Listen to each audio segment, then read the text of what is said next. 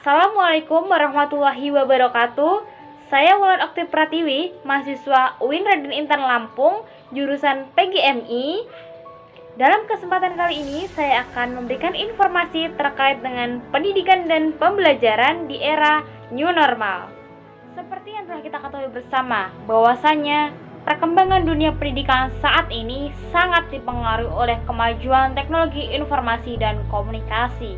Terlebih di era new normal saat ini, setelah pemerintah ataupun Kemendikbud telah mengeluarkan surat edaran, saat itu pula pendidikan pembelajaran ini beralih ke pembelajaran daring. Adanya peraturan terkait dengan pembelajaran daring ini merupakan suatu upaya dalam pencegahan penyebaran COVID-19. Ini perlu kita ketahui bersama bahwasanya pembelajaran modern ini pun sudah diatur dalam Permendikbud nomor 22 tahun 2016 tentang standar proses dan prinsip pembelajaran yang meliputi pembelajaran sebagai proses perubahan dari peserta didik yang tidak tahu menjadi peserta didik yang mencari tahu.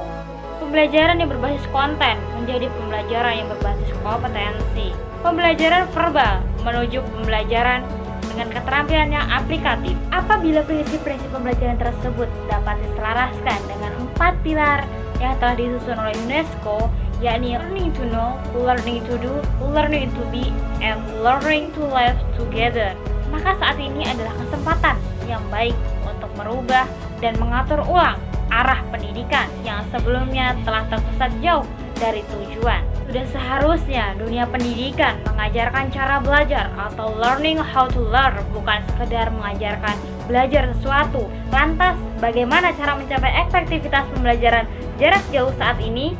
Mari simak tips dari saya. Yang pertama, pastinya kita harus tetap mematuhi protokol kesehatan dengan melakukan pembelajaran jarak jauh atau pembelajaran daring. Yang selanjutnya yaitu menyusun strategi pembelajaran. Sama halnya dengan pembelajaran tatap muka ataupun pembelajaran di kelas yang dilakukan secara langsung. Dalam pembelajaran jarak jauh ini pun pendidik harus menyusun tujuan belajar, bukti belajar, kriteria pencapaian, dan bentuk dari pembelajaran aktivitas itu sendiri. Pastikan dalam hal ini pendidik memberikan instruksi yang disertai dengan langkah-langkah yang dapat membangkitkan motivasi belajar peserta didik. Selanjutnya yakni menentukan teknologi yang digunakan. Dalam hal ini merupakan salah satu faktor yang utama untuk menentukan efektivitas pembelajaran daring atau pembelajaran jarak jauh. Pilihlah teknologi yang sesuai dengan kondisi peserta didik dan orang tua. Teknologi digunakan tidak perlu terlalu canggih, akan tetapi dapat dipastikan melalui media atau teknologi tersebut pembelajaran dapat berjalan secara efektif dan dapat mendukung pembelajaran dengan baik. Perlu adanya sosialisasi proses pembelajaran. Dalam hal ini pendidik juga harus menyampaikan rencana pembelajaran jarak jauh kepada orang tua dan peserta didik, yang meliputi dari tujuan pembelajaran, bukti belajar, kriteria pencapaian, setelah itu proses pembelajaran sampai dengan jadwal pelaksanaan pembelajaran. Selanjutnya yakni perlu adanya monitoring pembelajaran. Dalam hal ini kolaborasi antara guru dan orang tua itu sangatlah penting.